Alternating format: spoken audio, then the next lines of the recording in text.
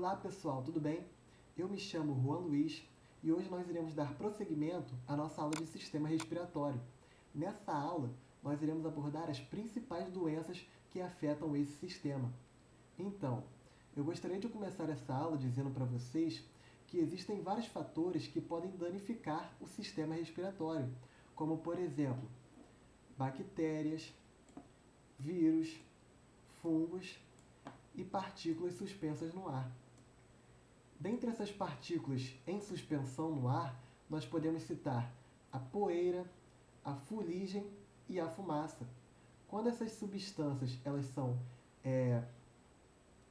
entram no sistema respiratório e adentram as vias aéreas, essas substâncias podem danificar o sistema respiratório, prejudicando o seu funcionamento. Então, ao longo da evolução, o nosso sistema respiratório foi desenvolvendo diversos mecanismos de defesa contra esses patógenos. Bom, o primeiro mecanismo de defesa que eu gostaria de citar para vocês é o epitélio ciliado e o muco. As células que estão presentes nas nossas vias aéreas, elas produzem muco e secretam esse muco para o lúmen dos órgãos em que eles estão inseridos. Esse muco, ele tem uma estrutura meio pegajosa e ele acaba servindo como uma espécie de prisão de micro-organismos. Quando o micro-organismo ele acaba entrando em contato com esse muco, ele fica preso no muco, tá legal? E essas células apresentam cílios. Esses cílios vão empurrar esse muco em direção ao esôfago. Para quê? Para que esse muco, que possui diversos micro-organismos, possivelmente patogênicos, sejam deglutidos e vão em direção ao estômago, onde serão destruídos pela ação do ácido clorídrico. Além desse mecanismo de defesa, nós também temos o espirro e a tosse. Esses dois mecanismos de defesa servem para expulsar possíveis patógenos, ok? Como bactérias, vírus e fungos. Então, se você vir uma pessoa que está espirrando ou tossindo, fique um pouco afastado dela. Por quê? Porque possivelmente essas gotículas de ar, ou melhor, gotículas de água que essa pessoa irá liberar, estão contendo micro-organismos possivelmente patogênicos. Além disso, o nosso sistema respiratório também possui células do sistema imunológico para nos proteger contra possíveis infecções. Uma dessas importantes células é o macrófago. O macrófago é conhecido como o fagócito mais importante que nós temos no nosso organismo, o fagócito de elite. Essa célula, o macrófago, ele vai fagocitar diversos micro-organismos patogênicos, como bactérias e fungos, por exemplo, ok? E agora eu gostaria de responder para vocês uma pergunta que é muito comum. Muitas pessoas se perguntam por que a maioria das pessoas, por que as pessoas têm mais doenças respiratórias no inverno? Bom, muitas pessoas acham que é por causa do frio, mas essa informação não está completamente correta. Por quê? Porque as pessoas durante o inverno tendem a ficar mais reunidas, tendem a ficar mais próximas. Por quê? Porque o ambiente, do lado de fora está mais frio. Então as pessoas tendem a se reunir em locais fechados e com pouca ventilação. E se uma pessoa doente estiver próxima de pessoas saudáveis, essa pessoa doente pode transmitir com muito mais facilidade os seus micro-organismos que estão causando a doença nessa pessoa, como por exemplo vírus e bactérias. Então a pessoa doente ela pode transmitir com muito mais facilidade esses patógenos, ok? E eu coloquei aqui a imagem para vocês de pessoas reunidas em shoppings. Os shoppings eles ficam mais cheios no inverno, ok? As pessoas tendem a se reunir em locais mais fechados e com pouca ventilação. Então agora eu irei abordar as principais doenças que afetam o sistema respiratório. No total, eu irei citar 6 doenças, tá legal? E a primeira doença que eu gostaria de mostrar para vocês são a gripe e o resfriado. A gripe e o resfriado consistem em viroses que atingem as vias aéreas e inflamam o epitélio respiratório, aumentando assim a produção de muco. É por isso que as pessoas que têm gripe e resfriado acabam produzindo mais catarro, tá legal? E essa produção de catarro pode obstruir o caminho do ar. Então a pessoa normalmente fica com o nariz entupido e fica com a garganta também entupida de catarro. Então, na gripe e no resfriado, nós temos vírus que irão atacar as vias aéreas e, além disso, irão atacar também o epitélio respiratório, ou seja, irão atacar os alvéolos pulmonares, dificultando um pouco a respiração das pessoas infectadas. Mas aí vocês devem estar se perguntando, afinal de contas, qual é a diferença de gripe e resfriado? Até porque muitas pessoas utilizam os dois termos como se fossem sinônimos, sendo que a gripe é uma doença e o resfriado é uma outra doença, tá legal? Vamos aprender agora a diferenciar uma gripe de um resfriado. Bom, a gripe consiste numa infecção pelo vírus influenza, tá legal? Que é uma família de vírus.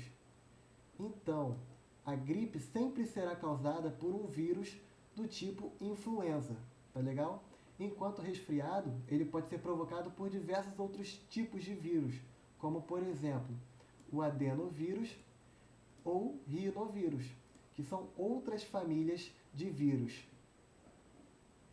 Bom, na gripe é comum a presença de febre e de febre alta, acima dos 38 graus Celsius. Já no resfriado, a presença de febre é algo muito mais raro, ok? Então, é rara a presença de febre em um resfriado. E quando essa febre acontece no resfriado, essa febre costuma ser muito leve, tá legal? Bom, a gripe, de forma geral, ela é mais grave do que o resfriado. Ela deixa a pessoa mais abatida do que o resfriado. Então, o resfriado ele é mais brando do que a gripe. Bom, a gripe ela vai deixar a pessoa menos disposta. Por quê? Porque dentre os sintomas da gripe nós podemos citar a dor de cabeça, fraqueza, de forma geral, e dor muscular, ok?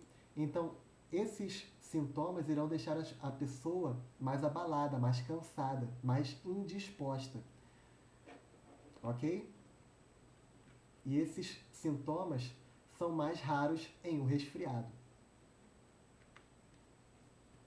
Bom, quais são os mecanismos de prevenção contra gripes e resfriados? Esses mecanismos de prevenção já são bem conhecidos por nós, certo? Até porque nós estamos vivendo uma pandemia em que os mecanismos de prevenção de gripes e resfriados são os mesmos mecanismos de prevenção da Covid-19. Então, os mecanismos de prevenção consistem em lavar as mãos com frequência, tá legal? Porque a nossa mão pode acabar sendo contaminada por vírus que podem causar a gripe. Além disso, utilizar lenço descartável para não contaminar outras pessoas. Não compartilhar objetos de uso pessoal. Aqui por dois motivos, tanto para você não ser contaminado, para você não ser infectado com um vírus que está em um objeto que você está compartilhando com outra pessoa, até para você, se você estiver gripado ou resfriado, você não passar esse patógeno para outras pessoas. Além disso, nós podemos citar o outro mecanismo de prevenção, que é evitar contato com pessoas que apresentem sintomas característicos. Então, se você sabe que uma pessoa está gripada, sabe que uma pessoa está resfriada, você deve evitar ficar próximo a ela, ok? Porque ela, durante a sua respiração, ela vai liberar gotículas de ar, melhor, gotículas de água. E nessas gotículas de água podem estar presentes os vírus que estão causando a gripe ou o resfriado. E as formas de propagação? Nós podemos citar, uma eu acabei de citar, né? Que são gotículas de água que contêm o vírus. Então, durante a respiração, uma pessoa infectada, ela vai liberar gotículas de água que contêm o vírus. E se você também respirar essas gotículas de água da pessoa infectada, você também irá pegar essa doença. Você pegará uma gripe ou um resfriado. Ok? Então aqui a pessoa está eliminando durante a respiração diversas gotículas de água que possuem o vírus da influenza, no caso da gripe, ou outros vírus, no caso dos resfriados. Além disso, também pode ser passado, né, essa doença por contato com a pele, por exemplo, em apertos de mão. Então, a pessoa que está gripada, uma pessoa que está resfriada, ela vai utilizar a mão, uma hora ou outra, ela vai colocar a mão no rosto. E quando ela fizer isso, ela vai acabar contaminando a mão com esses vírus. E se essa pessoa acabar tocando, né, apertando a mão de outra pessoa, por exemplo, ela vai passar esses vírus que estavam na mão dela para a mão da outra pessoa. E em certo momento, essa pessoa pode levar a mão em direção ao rosto. E com isso ela irá também se infectar. Também, contato com a saliva de pessoas infectadas. Então, por exemplo, se o seu namorado ele está gripado ou ele está resfriado, evite beijá-lo. Eu sei que é uma tarefa difícil, né? Porque os hormônios afloram, né? E meio que dificultam que a gente haja com a razão. Enfim, a pessoa, né, que está gripada, ela vai ter o vírus presente na sua saliva. E se ela beijar outra pessoa, ela vai passar esse vírus para o seu parceiro, por exemplo. Também, também outra forma de propagação é através de superfícies contaminadas, como por exemplo maçanetas de porta. Eu vi um estudo em que a maior superfície, né, que apresentava perigo de contaminação de gripes e resfriados era a maçaneta. Por quê? Porque todo mundo, para entrar em alguma sala, precisa colocar a mão na maçaneta. E se tiver uma pessoa gripada e colocar a mão na maçaneta, muito provavelmente ela vai contaminar a maçaneta com vírus. E as outras pessoas que coloquem a mão na maçaneta para abrir a porta também irão entrar em contato com o vírus e poderão se infectar com a influenza ou com outros vírus.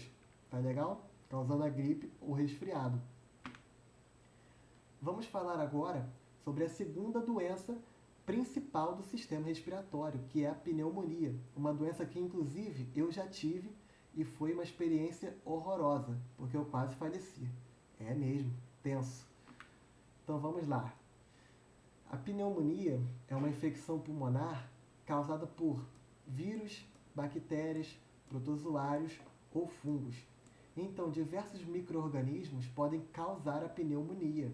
Tá legal? Não é uma doença restrita a vírus, como nós vimos, por exemplo, nas gripes e nos resfriados, em que eram viroses. Aqui na pneumonia, não. Diversos micro-organismos podem causar a pneumonia. A pneumonia mais comum que nós temos é a pneumonia bacteriana. Por quê? Porque nós temos diversas bactérias presentes nos nossos pulmões, tá legal? E quando o nosso sistema imunológico ele tem algum prejuízo, ele acaba ficando mais fraco, essas bactérias, nós chamamos de bactérias oportunistas, elas começam a se desenvolver nos pulmões. E se essa pessoa não se tratar, essas bactérias podem se proliferar tanto, mas tanto, que pode gerar uma pneumonia. Tá legal? Então a pneumonia bacteriana é a mais comum porque nós já temos essas bactérias que podem causar essa doença nos nossos pulmões. Elas só estão sendo contidas pelo nosso sistema imunológico e pelos mecanismos de defesa do sistema respiratório. Mas qualquer abalo no sistema imunológico pode favorecer o aparecimento de uma pneumonia.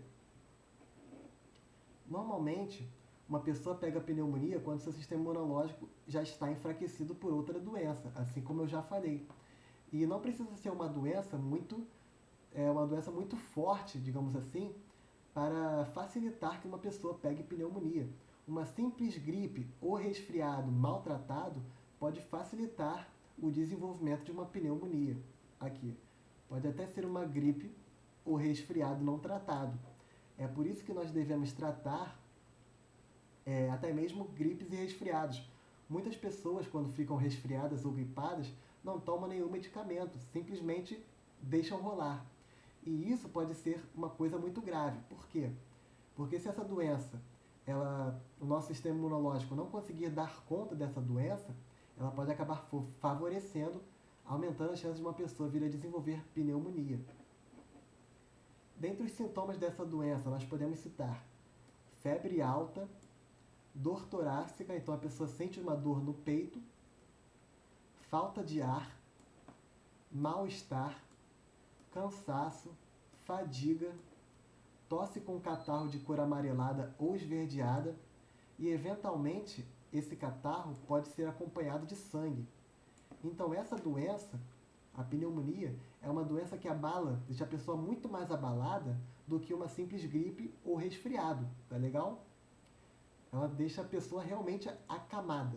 A pessoa fica indisposta, fica acamada, tá legal? E em casos mais graves, se não tratado, a pessoa pode inclusive vir a óbito. É uma doença realmente muito séria. Inclusive, eu já tive, né? Eu já falei isso. É porque realmente foi traumatizante. Bom, dentre os fatores de risco para o desenvolvimento da pneumonia, nós podemos citar o fumo. Sim, pessoas que fumam têm uma predisposição a desenvolver pneumonia.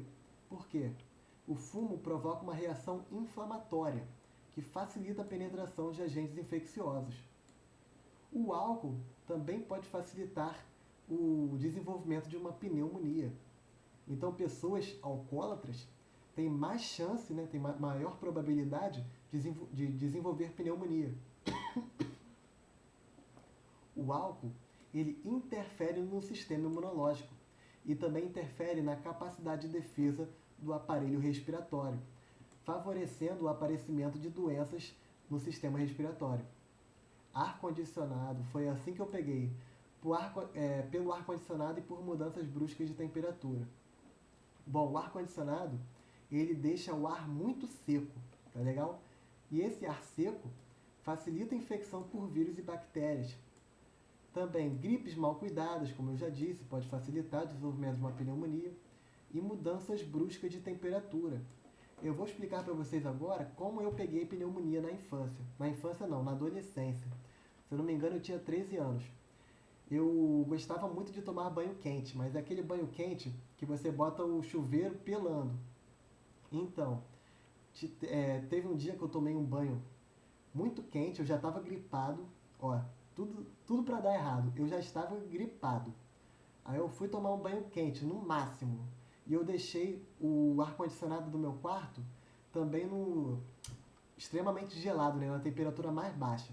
Então, eu gripado, fui tomar banho quente, o mais quente possível, e depois de sair do banho, eu voltei para o quarto que estava com o ar-condicionado ligado na temperatura mais baixa. E não satisfeito com isso, eu ainda falei, pô, estou sentindo meu corpo muito quente, eu botei o peito na frente do ar-condicionado. Com isso, no outro dia não, né? Cerca de algumas horas depois, eu já estava muito mal. Inclusive, eu fui parar no hospital. E, nossa, eu quase morri mesmo. Minha mãe fez promessa e tal, depois ela foi cumprir. Bom, vou falar agora sobre o diagnóstico, o tratamento e a prevenção da pneumonia. O diagnóstico é feito por exame clínico, auscultação dos pulmões, que nada mais é do que o médico usar aquele aparelho, que agora eu esqueci o nome, para ouvir o funcionamento dos seus pulmões. Se tiver algum barulho estranho, possivelmente provavelmente ele vai suspeitar de pneumonia. E também, esse aqui é o diagnóstico-chave, né? A radiografia do tórax. O raio-x, ele dá uma prova muito clara de que uma pessoa está com pneumonia. O tratamento normalmente é feito com antibióticos. Por quê? Porque a maioria das vezes a pneumonia são pneumonias causadas por bactérias. Então, o mecanismo mais comum de tratamento é através da utilização de antibióticos. Mas se uma pessoa, porventura, tiver uma pneumonia provocada por um vírus, essa pessoa irá utilizar um medicamento para impedir a proliferação desse vírus. Tá legal? Bom, os mecanismos de prevenção. não fumar e beber exageradamente, porque nós vimos anteriormente que o fumo e o álcool aumentam a chance de uma pessoa ter pneumonia. Além disso, realizar adequadamente a manutenção do ar-condicionado para impedir que o filtro, né, fique extremamente sujo, que pode aumentar a proliferação de bactérias e outros seres patogênicos. E além disso, não se expor a mudanças bruscas de temperatura, coisa que eu fiz quando era adolescente. Então não sigam o meu exemplo, pelo amor de Deus. Vamos falar agora da terceira doença, que é a tuberculose. Essa doença vai dar o que falar, nós temos muita coisa para falar sobre tuberculose. A tuberculose é uma doença infecciosa e transmissível que afeta prioritariamente os pulmões. Então o órgão-chave que é atacado durante a tuberculose são os pulmões.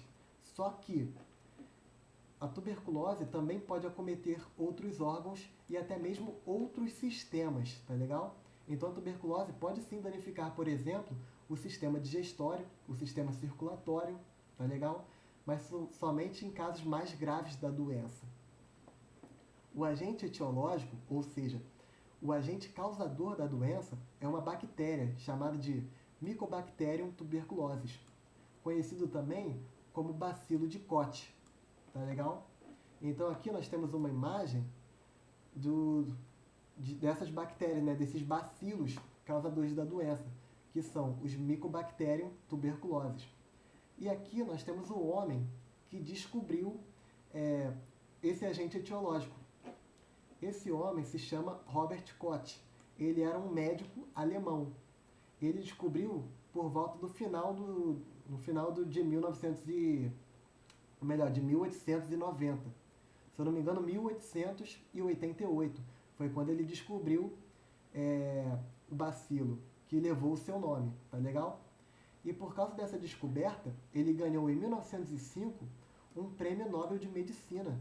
Olha só, depois que ele descobriu que o Mycobacterium tuberculosis, que ele chamou de bacilo de Koch, era o agente causador da tuberculose, ele não mediu esforços para tentar achar a cura ou achar alguma forma de tratar os doentes que sofriam com a tuberculose, tá legal? Infelizmente, ele não foi bem sucedido nos seus experimentos. Mas apesar disso, com o descobrimento, né, do agente etiológico e com seus esforços de achar a cura, ele ganhou esse prêmio Nobel em 1905. Aqui nós podemos ver uma colônia de bactéria de Koch, ou melhor, dos bacilos de Koch. Essas bactérias elas crescem tanto que formam realmente colônias muito grandes, como nós podemos ver aqui na imagem. Essa imagem aqui não está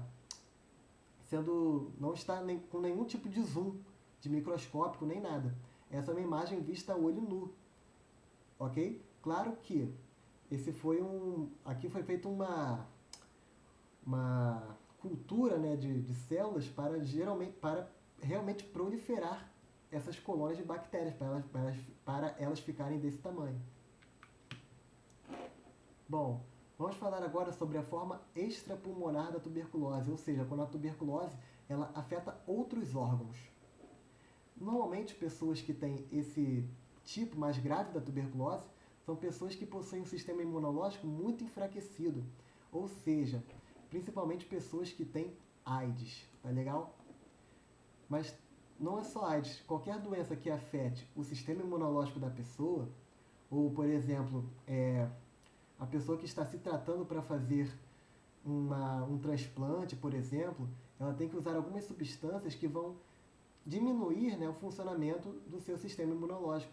E essas pessoas, elas são mais suscetíveis a desenvolverem a tuberculose, se entrarem em contato com essas bactérias. Olha só.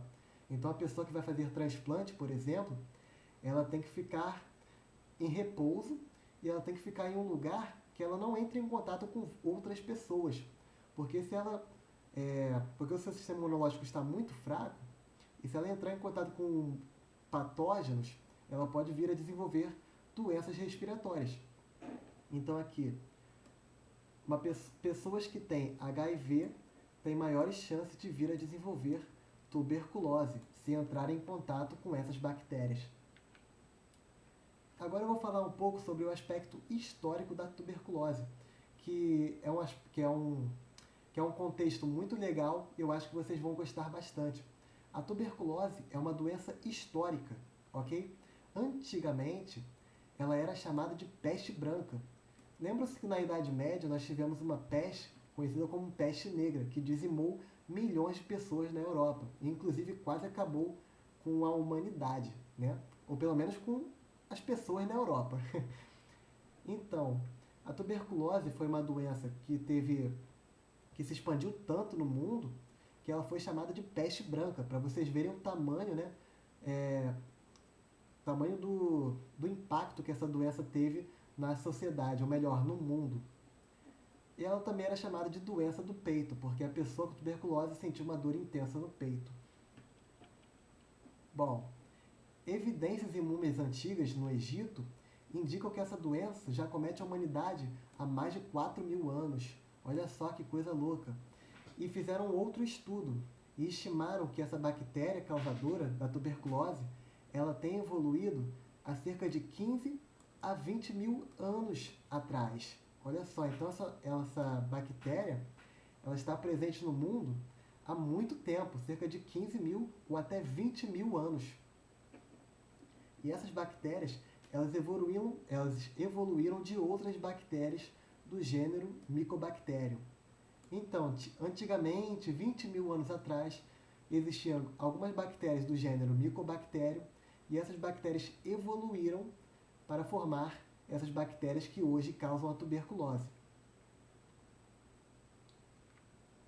Vamos falar agora um pouco sobre a doença romântica. Olha só como ela ficou conhecida, como doença romântica. Bom, no final do século XVII, no final do século XVIII e no início do século XIX, iniciou-se o romantismo na Europa. O romantismo foi um movimento artístico e literário, ok? Que iniciou-se na Europa. Os poetas românticos, eles escreviam sobre a tuberculose. Olha só. E por causa disso, por causa desses poemas, né, que falavam sobre a tuberculose ficou conhecida antigamente como a doença romântica, porque os românticos, né, os antigos poetas românticos, os poetas do romantismo, eles escreviam sobre a tuberculose e essa tuberculose acabou sendo conhecida como doença romântica. E essa doença, ela causou a morte de grandes poetas românticos, inclusive aqui no Brasil, como é o caso de Castro Alves, que era conhecido como o poeta dos escravos, e Álvares de Azevedo. Então, Castro Alves faleceu por causa da tuberculose em 1871.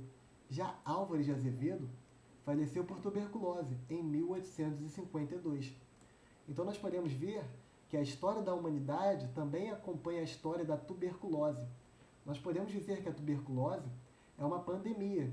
Talvez a tuberculose seja a primeira pandemia que nós tivemos na história da humanidade. Ou pelo menos está entre as primeiras pandemias que nós tivemos. Olha só, então é realmente uma doença muito antiga.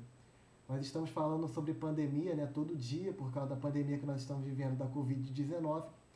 Mas antigamente não, dizemos que até hoje nós vivemos uma pandemia de tuberculose. Só que essa tuberculose, ela acaba sendo negligenciada pelos meios de comunicação.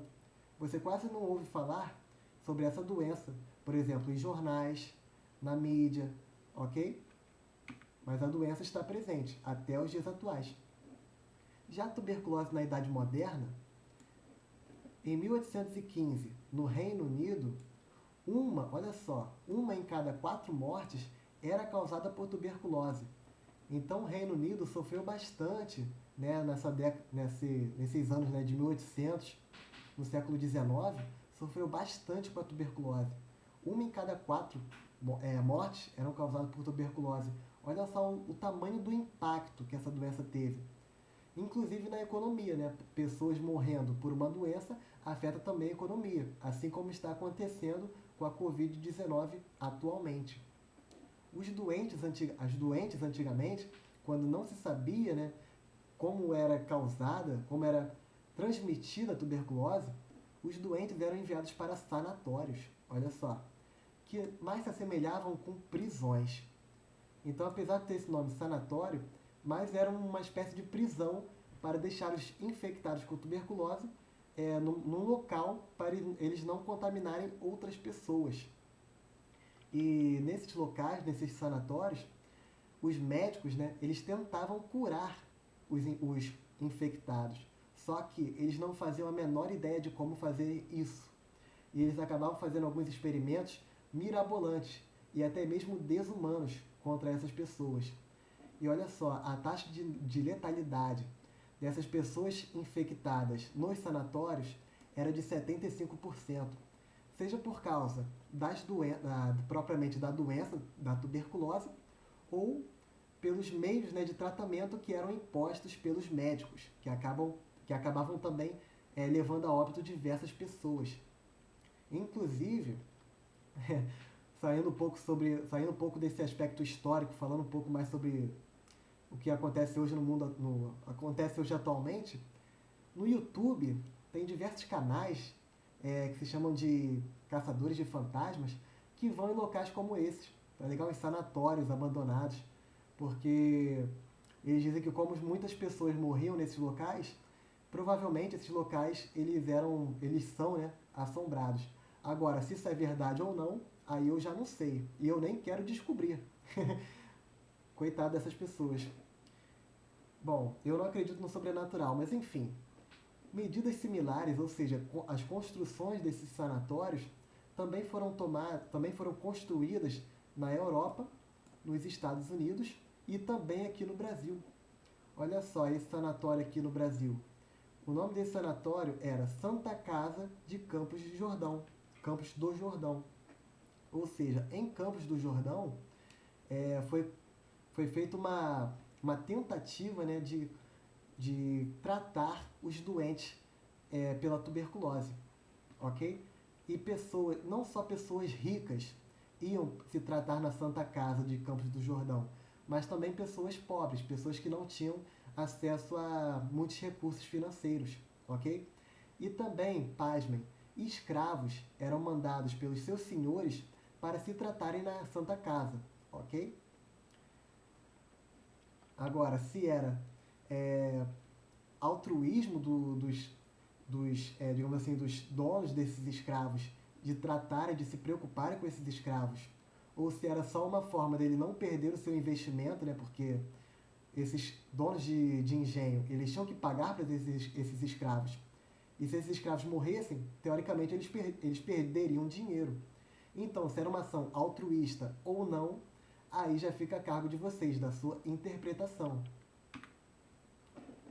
Bom, agora falando da tuberculose na idade contemporânea, ou seja, nos dias atuais. No Brasil, acreditam-se não, 70 mil casos, nós temos 70 mil casos de tuberculose por ano, de acordo com o site do SUS. E desses 70 mil, 4.500 acabam morrendo todos os anos, vítimas da tuberculose. E no mundo inteiro, estima-se que 10 milhões de pessoas contraem a doença todos os anos. E dessas 10 milhões, 1 milhão de pessoas acabam perdendo as suas vidas vítimas da tuberculose. Como se dá a transmissão e os sintomas? Bom, a tuberculose é transmitida pelas gotículas eliminadas pela respiração, assim como nós vimos, né, na gripe e nos resfriados, por espirros e pela tosse, que contém o vírus Mycobacterium tuberculosis. Para que a infecção ocorra, é necessário que esse vírus ele chegue aos alvéolos pulmonares. Se o vírus, ou melhor, se a bactéria ele não conseguir alcançar os pulmões, nada irá acontecer, ok? E olha só, como o bacilo ele destrói o alvéolo, os vasos sanguíneos podem romper-se, ou melhor, eles se rompem. Por quê? Lembram-se que os alvéolos pulmonares são estruturas extremamente vascularizadas. Eles têm diversos capilares sanguíneos. E esses essas bactérias, esses bacilos, eles acabam danificando os alvéolos e acabam forçando esses alvéolos a se romperem. E quando eles se rompem, rompem juntos também capilares sanguíneos, liberando sangue.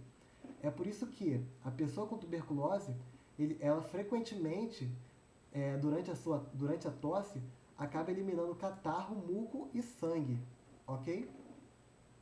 Bom, os sintomas da doença. Tosse por 3 semanas ou mais.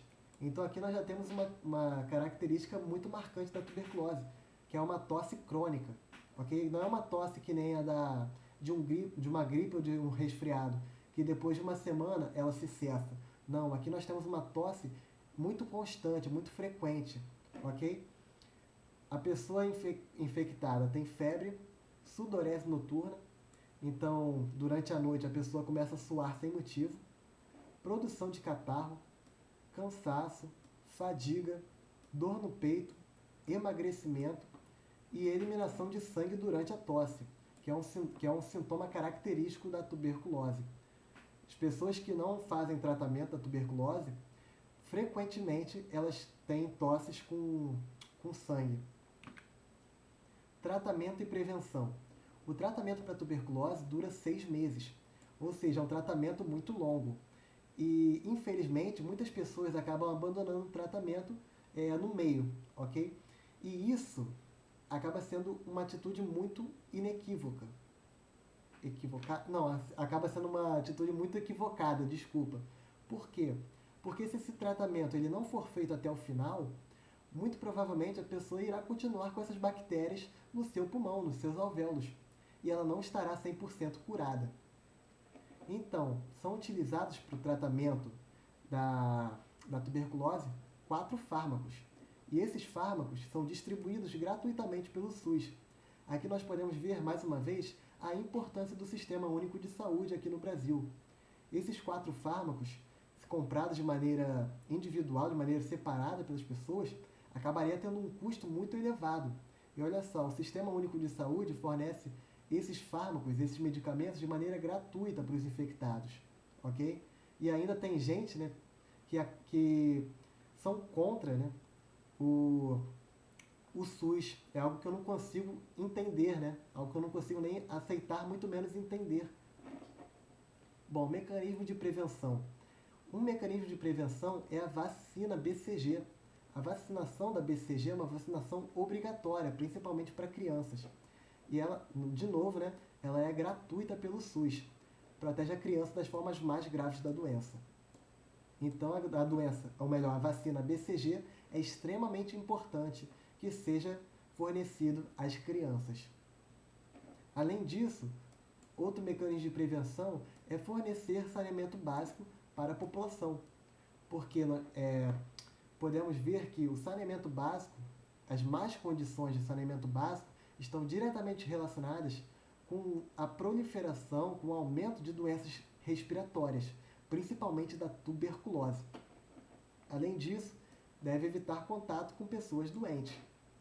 Apesar de a tuberculose não ser uma doença que seja transmitida de pessoa para pessoa tão facilmente quanto é uma gripe e um resfriado, a tuberculose também tem um certo mecanismo de transmissão pessoa para pessoa. Vamos falar agora da asma. A asma é uma doença que causa o estreitamento dos brônquios e dos bronquíolos, o que dificulta a passagem do ar, provocando contrações ou broncoespasmos. As crises, elas comprometem a respiração, tornando-a difícil. Então, o brônquio de uma pessoa normal, ou melhor, de uma pessoa asmática, durante as crises, essa pessoa produz muito muco. E esse brônquio, esses bronquíolos, acabam se estreitando, diminuindo a passagem assim do ar e dificultando a respiração. Então, os sintomas da asma são a falta de ar ou dificuldade de respirar, porque os brônquios eles estão mais estreitos. A pessoa também irá sentir sensação de aperto no peito, ele sentirá como se tivesse alguém empurrando o peito para dentro. E além disso, terá um chiado no peito, um barulho, um chiado característico, e a pessoa também irá ter tosse. Os sintomas variam durante o dia. Não tem um momento certo para a pessoa ter crises de asma. Só que normalmente as crises costumam piorar durante a noite ou no início das atividades físicas. Uma informação importante é que as pessoas asmáticas elas podem sim ter uma vida normal. Só que em relação às atividades físicas, elas não podem exercer atividades físicas intensas, ok? Como, por exemplo, fazer maratonas. Uma pessoa asmática não pode fazer uma maratona, não pode fazer um triatlo, que são esportes que demandam uma atividade física muito intensa. Porque, senão, essas atividades físicas irão aumentar a chance dessa pessoa ter a crise de asma. Então, vamos aqui a uma imagem. Bom, aqui nós podemos ver uma via aérea normal. Aqui o brônquio dessa pessoa está normal. Só que uma pessoa com asma, esse brônquio ele ficará obstruído, ele ficará mais estreito. Por quê? Devido à grande produção de muco. Então aqui, olha só, aqui nós temos um grande espaço, né, um grande volume para o ar passar. Já no pulmão, no brônquio, né, de uma pessoa com asma, esse brônquio fica mais estreito, ele fica mais obstruído, dificultando a passagem do ar. E a pessoa sente a famosa dor no peito e a sensação de falta de ar.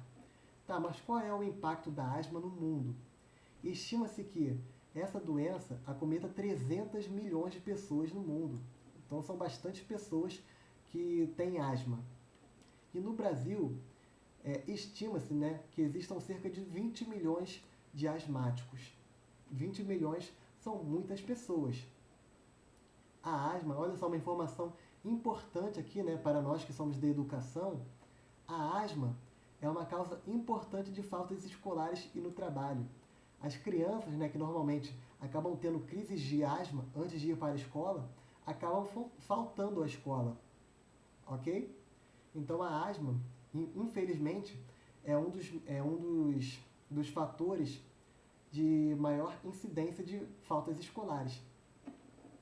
Segundo o site do DataSUS, que é o site, né, online que dá as informações do Sistema Único de Saúde, ocorrem em média no Brasil 350 mil internações anualmente por asma. E a asma ela é a terceira ou quarta causa de hospitalizações pelo SUS. Ou melhor, a terceira ou quarta maior causa de hospitalizações. Em uma década, o número de internações por asma caiu aqui no Brasil cerca de 49%. Por quê? Porque o acesso, né, aos fármacos que melhoram, que tratam, né, as crises de asma, o acesso a esses fármacos está muito mais facilitado hoje em dia. Então, cada vez menos pessoas acabam sendo hospitalizadas em estado grave por causa de asma, porque as pessoas asmáticas elas têm com grande facilidade acesso a esses fármacos. Tá, diversos mecanismos podem ser gatilhos para que uma pessoa asmática tenha uma crise. A crise de asma pode ser causada por alergias, como por exemplo alergia à poeira, a ácaro, a mofo, pelos de animais, pólen e outras substâncias que podem causar alergias. Infecções virais também podem desencadear crises de asma, tanto infecções virais quanto infecções bacterianas.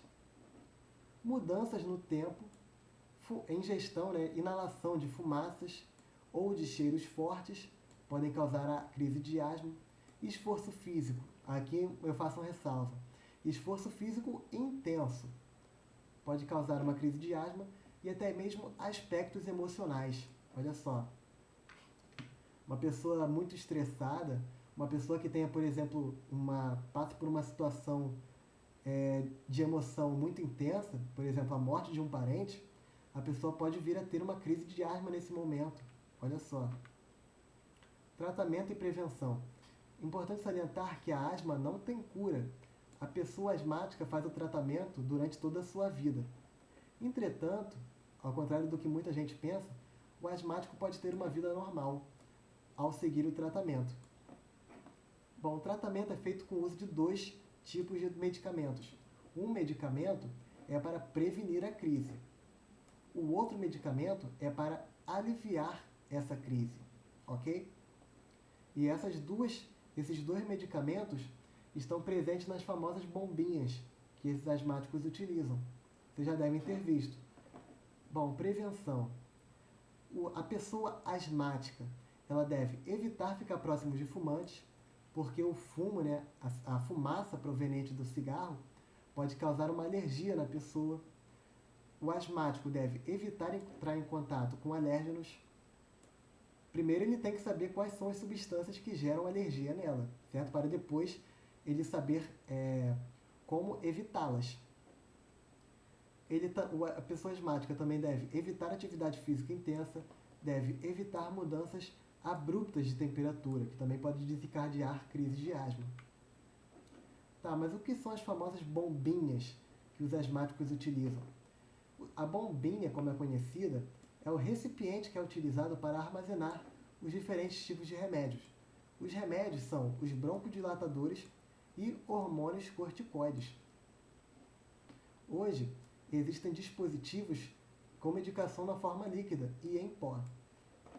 Então, a pessoa, quando ela está com uma crise, ou antes de ter a crise, ela utiliza a bombinha. Por quê? Porque vai ter dentro dessa bombinha broncodilatadores ou corticoides. Os broncodilatadores e os corticoides irão prevenir e irão auxiliar a pessoa a melhorar durante uma crise. Vamos falar agora da quinta doença, que é a enfisema pulmonar, uma doença causada pelo cigarro. Enfisema pulmonar. A enfisema pulmonar é uma doença degenerativa, ou seja, ela é uma doença que vai se desenvolvendo ao longo dos anos, ao longo da vida da pessoa. Geralmente se desenvolve depois de muitos anos de agressão aos tecidos do pulmão, devido ao cigarro ou outras toxinas no ar. Normalmente, essa doença se desenvolve em pessoas fumantes. Bom, vocês já devem saber que a nicotina ela vai atacar estruturas no pulmão, ok? Vai atacar o pulmão. E essa presença de nicotina constante, né, no pulmão, em pessoas que fumam, que fumam de maneira constante, todos os dias, essa nicotina vai, ao longo dos anos dessa pessoa, vai acabar destruindo os pulmões. Então, nessa doença, ocorre perda de elasticidade dos pulmões. Os pulmões não conseguem se expandir de maneira adequada para permitir uma respiração eficiente. Então, a pessoa tem uma respiração prejudicada devido à destruição dos alvéolos pulmonares que diminuem que geram, né, a perda de elasticidade nos pulmões, causada pela destruição dos alvéolos pulmonares. Então, os sintomas de uma pessoa com enfisema pulmonar. A pessoa irá sentir falta de ar, ela irá ter tosse crônica, ou seja, uma tosse que irá durar toda a vida, dependendo se ela não fizer o tratamento. Ela irá ter chiado ao respirar e também terá infecções respiratórias constantes, porque os mecanismos de defesa do sistema respiratório estão muito abalados. Causa e prevenção. A principal causa disparada dessa doença de enfisema pulmonar é o tabagismo. Mas também as pessoas podem desenvolver essa doença, mas muito mais raramente, devido à exposição à poluição atmosférica e inalação de fumaça de cigarros. São fatores que também podem contribuir para a enfisema pulmonar. Ou seja, fumantes passivos, ou seja, aqueles fumantes, né, que não fumam diretamente cigarro, mas acabam respirando a fumaça gerada pelo fumo de pessoas que estão próximas a ela, essas pessoas também têm chances de vir a desenvolver enfisema pulmonar.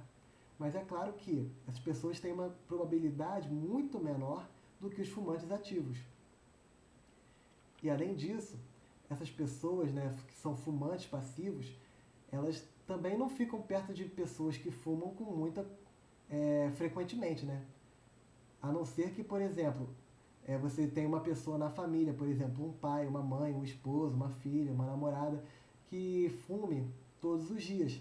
aí sim você tem uma chance maior de vir a desenvolver enfisema pulmonar. Bom, a prevenção, já que ela é causada pelo fumo, a prevenção é não fumar e evitar respirar em ambientes com ar densamente poluído e evitar também ficar próximo de pessoas que fumam. Então aqui, ó, nessa imagem já fica o alerta.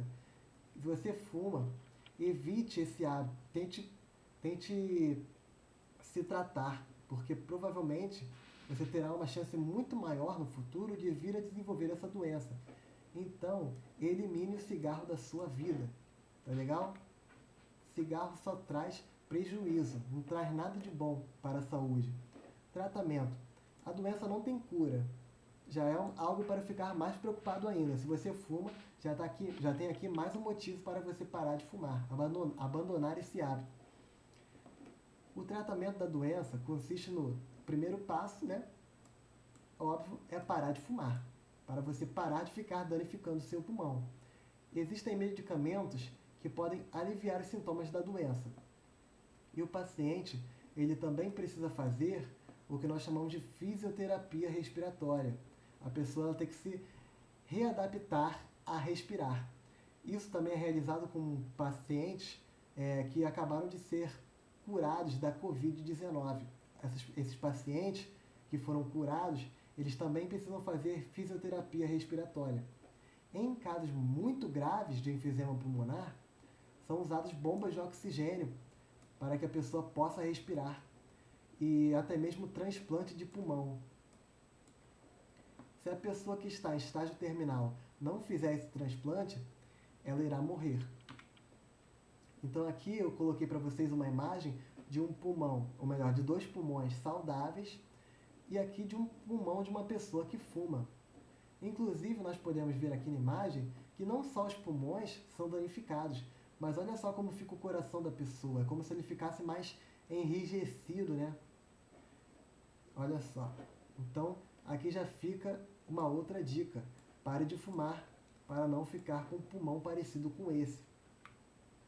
Vamos falar agora da 6ª e última doença, que é a doença, né, que eu não poderia deixar de falar, que é a Covid-19. Nós estamos vivendo uma pandemia causada pelo vírus SARS-CoV. Então vamos lá, Covid-19. A Covid-19 é uma doença causada pelo coronavírus, denominado SARS-CoV-2, que apresenta um espectro clínico variando de infecções assintomáticas a quadros graves. Então, pessoas que estão infectadas com SARS-CoV, que estão com Covid-19, podem ser assintomáticas ou podem vir a desenvolver quadros muito graves da doença. De acordo com a OMS, 80% dos infectados são assintomáticos. Então, muitas pessoas têm a Covid-19 e nem sequer sabem disso. E os outros 20% precisam de atendimento hospitalar.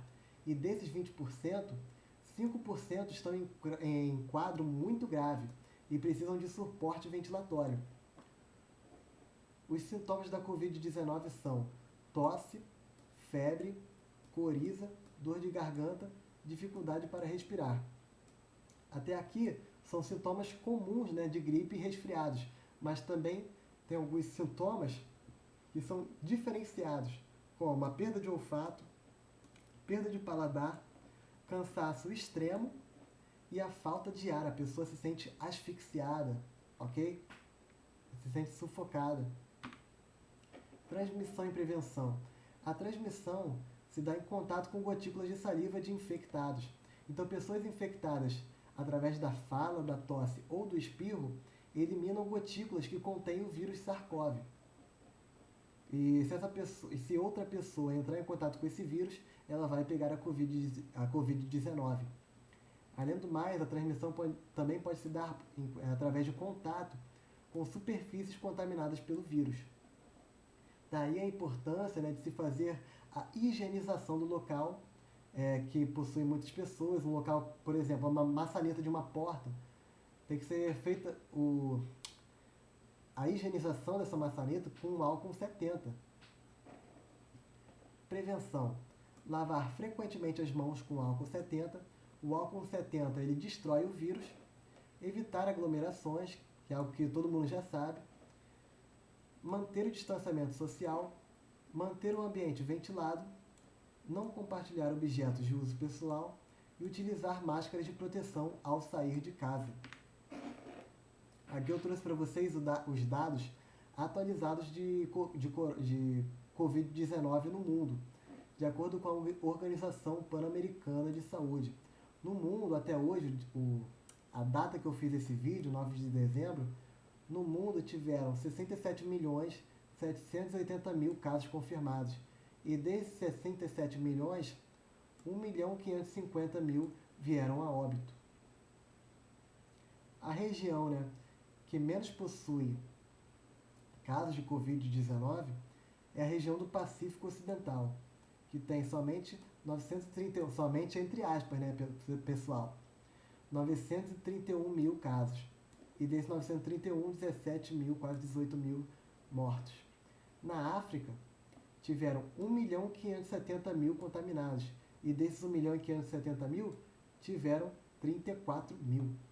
Aqui na região das Américas, até hoje nós tivemos 28.830.000 casos. E desses 28 milhões, 756 mil pessoas vieram a óbito. Então eu encerro a minha aula por aqui e eu deixo o alerta para vocês. Previnam-se contra a Covid-19.